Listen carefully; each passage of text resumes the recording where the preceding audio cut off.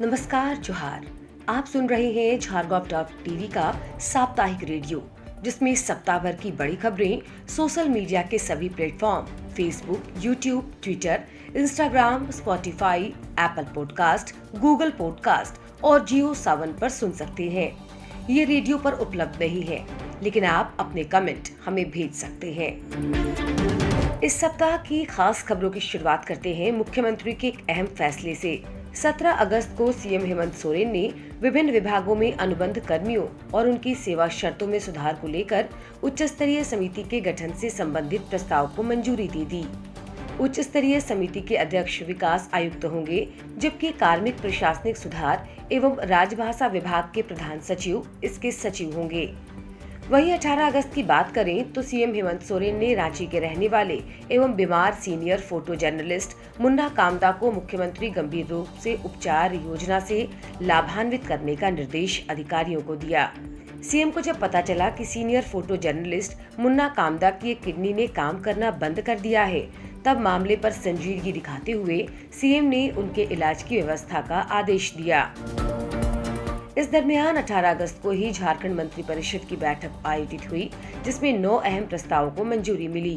Cabinet की बैठक में खुदरा उत्पाद दुकानों को लॉकडाउन की अवधि तक का उत्पाद राजस्व माफ करने, राज्य पिछड़ा वर्ग आयोग के वित्तीय वर्ष 2018-19 का वार्षिक प्रतिवेदन विधानसभा के पटल पर रखने, मुख्यमंत्री के साथ संलग्न आदेशपालों की वर्दी भत्ता 2500 से बढ़ाकर 7,000 रुपए करने, झारखंड हाई कोर्ट की कई प्रक्रियाएं और सुनवाई वीडियो कॉन्फ्रेंसिंग के जरिए किए जाने और पश्चिम सिंहभूम में लौह अयस्क खनन पट्टा क्षेत्रों को राज्य सरकार के उपक्रमों हेतु आरक्षित करने संबंधी प्रस्ताव सहित अन्य प्रस्तावों को स्वीकृति दी गई। इसी सप्ताह में 18 अगस्त को सीएम ने राज्यवासियों को रोशनी की भी सौगात दी। राज्य को 6 ग्रिड सब स्टेशन एवं संचरण लाइन परियोजनाओं का सीएम हेमंत सोरेन ने ऑनलाइन उद्घाटन किया। 616 करोड़ रुपए की लागत से निर्मित इन बिजली परियोजनाओं से गढ़वा, गिरिडीह, देवघर और दुमका व गोड्डा जिले को गुणवत्तापूर्ण एवं निर्बाध बिजली आपूर्ति की व्यवस्था मजबूत होगी।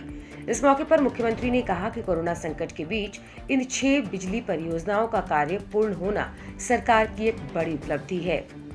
वहीं 9 अगस्त को मुख्यमंत्री हेमंत सोरेन की संवेदनशीलता फिर सामने आई। उन्होंने दुमका के उपायुक्त को मसलिया प्रखंड स्थित जोजोटोला निवासियों को शुद्ध पेयजल उपलब्ध कराने का आदेश दिया। साथ ही स्वच्छता एवं पेयजल मंत्री से मामले में संज्ञान लेने का आग्रह किया। सीएम के आदेश के बाद दुमका डीसी ने मुख्यमंत्री को बताया कि मामले में आवश्यक कार्रवाई शुरू कर दी गई है और 24 घंटे के अंदर आदेश का अनुपालन सुनिश्चित कराने का भरोसा दिया। बता दें कि जोजोटोला के गरीब आदिवासी नदी का गंदा पानी पीने को मजबूर हैं, जिसे लेकर सीएम ने संजीदगी दिखाई। वहीं दूसरी ओर सीएम ने गिरिडीह के डीसी को भी बिरनी प्रखंड के बराय गांव के रहने वाले एक गरीब परिवार को राशन के साथ साथ सभी जरूरी सरकारी योजनाओं से जोड़कर मदद पहुंचाने का निर्देश दिया। और अब बात करते हैं 20 अगस्त की। सीएम हेमंत सोरेन ने कोविड-19 को लेकर कहा कि हर दिन हम कोरोना से संघर्ष में आगे बढ़ते दिख रहे हैं। राज्य में कोरोना टेस्ट की रफ्तार भी तेज हुई। सरकार का ध्यान अधिक से अधिक टेस्टिंग, कॉन्ट्रैक्ट ट्रेसिंग एवं क्वारंटीन की सुविधाओं व अस्पतालों में बेड बढ़ाने पर है। सीएम ने कहा कि सरकार जन सेवा के प्रति पूरी प्रतिबद्धता के साथ कार्य कर रही है। वहीं उन्होंने लोगों से अपील करते हुए कहा कि कोरोना के लक्षण दिखने पर तुरंत नजदीकी स्वास्थ्य केंद्र पर जाएं। 20 अगस्त को ही सीएम हेमंत सोरेन ने चतरा के डीसी को निर्देश दिया कि स्वतंत्रता दिवस के दिन 2 लोगों की पिटाई मामले पर कार्रवाई की जाए, जिसके बाद चतरा के एसपी द्वारा सीएम को सूचना दी गई कि इस मामले में 10 लोगों के खिलाफ प्राथमिकी दर्ज की गई। इस मामले में 3 लोगों की गिरफ्तारी भी हो चुकी है और अन्य अभियुक्तों की गिरफ्तारी हेतु छापेमारी की जा रही है। वहीं 20 अगस्त का दिन झारखंड के लिए एक बड़ी खुशखबरी भी लेकर आया।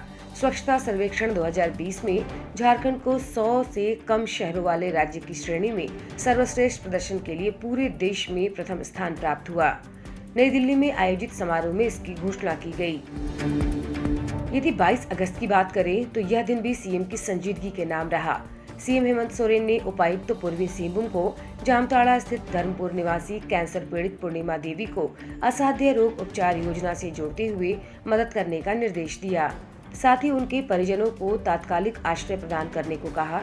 इसका असर ये हुआ कि सीएम के आदेश के बाद 1 घंटे के अंदर पीड़ित व उनके परिजनों को जमशेदपुर में आश्रय गृह उपलब्ध करा दिया गया। बता दें कि पीड़ित परिवार आश्रय के अभाव में ऑटो में सोने को मजबूर था।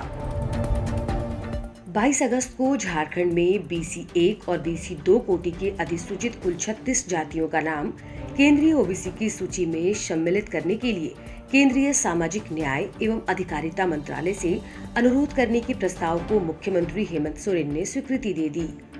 झारखंड में यह सभी जातियां BC 1 और BC 2 में शामिल है, लेकिन केंद्रीय ओबीसी की सूची में शामिल नहीं होने की वजह से इन्हें केंद्र सरकार और केंद्रीय उपक्रमों की नौकरियों में आरक्षण का लाभ नहीं मिल पा रहा है।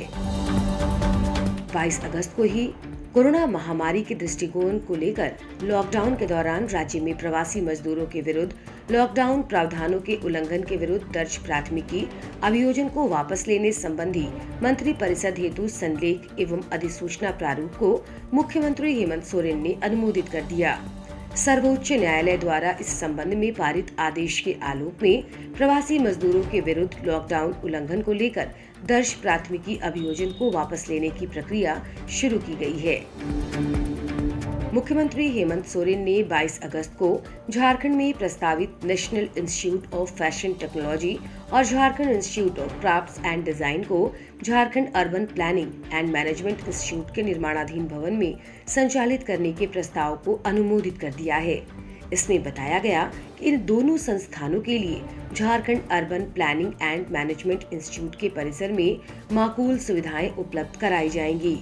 इससे यहाँ इन संस्थानों को संचालित करने में काफी सहूलियत होगी। यहाँ संस्थाओं में पढ़ने वाले विद्यार्थियों के लिए हॉस्टल की उपलब्धता रहेगी और बेहतर तरीके से संस्थानों का संचालन हो सकेगा।